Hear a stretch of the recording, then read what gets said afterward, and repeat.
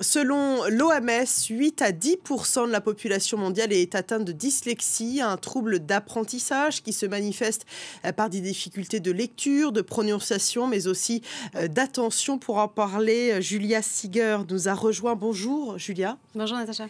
Est-ce que l'on sait expliquer la dyslexie ?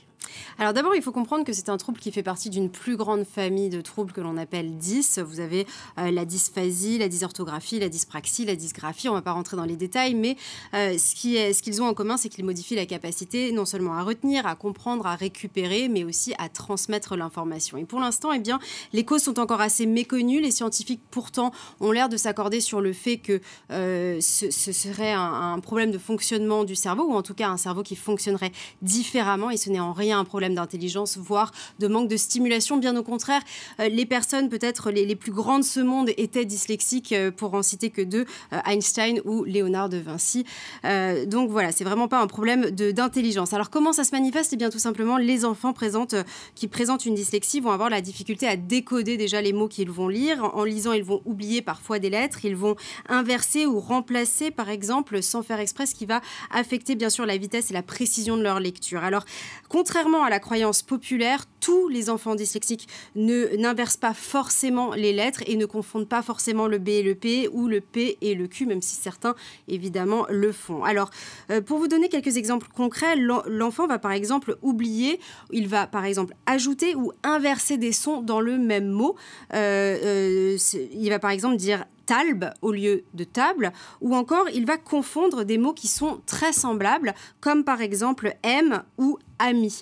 En plus, il va avoir aussi de la difficulté à reconnaître rapidement des mots qu'il aura vus par le passé, mais que l'on ne peut pas déchiffrer lettre par lettre. Je vous donne un exemple. S'il a lu par le passé monsieur, eh bien, malgré tout, il va le lire comme étant monsieur. Alors, il faut savoir aussi que la dyslexie, a priori, selon certaines études, serait héréditaire.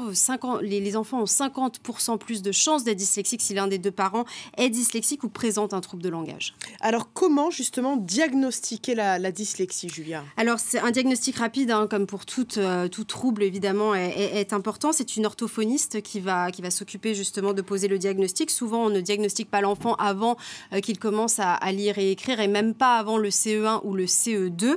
Et il y a certains signes qui peuvent mettre la puce à l'oreille un petit peu plus tôt dans la jeunesse, comme par exemple des enfants qui n'aiment pas jouer avec les sons, les rimes, les comptines ou inventer des nouveaux mots. Ça peut être aussi des enfants qui n'ont pas ou peu d'intérêt pour les livres et les histoires, en tout cas quand c'est eux qui doivent lire. Par contre, ils adorent écouter les histoires, ou alors des difficultés, par exemple, à dire certains mots compliqués, aéroport, toboggan ou encore accordéon.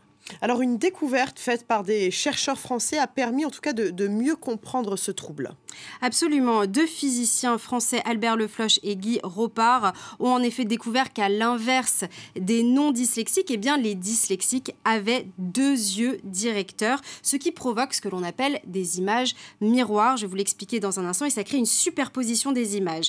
En fait, ils se sont intéressés à ce qu'on appelle les centroïdes de Maxwell. Ce sont en fait des taches que vous avez dans les yeux et qui reçoivent la lumière et qui sont aussi responsables de la perception des détails. Et bien, tout simplement, chez les personnes non dyslexiques, les centroïdes n'ont pas la même forme. Vous voyez ici, ils sont asymétriques, ce qui fait que vous pouvez avoir soit la dominance d'un œil droit, soit la dominance d'un œil gauche. Ce que ça a comme conséquence, le fait d'avoir cette asymétrie, c'est que ça permet de gommer ce que l'on appelle l'image miroir. Donc, si vous avez une dominance œil droit, ça va effacer cette image miroir, et donc vous allez voir très clairement cette lettre. Pareil, si vous êtes dominant œil gauche. Le problème avec les personnes dyslexiques, a priori selon cette étude, c'est que en fait elles ont exactement la même forme. Donc les deux œils se retrouvent dominants, et donc l'effet miroir ne s'efface pas, ce qui fait que la personne peut voir une espèce de superposition.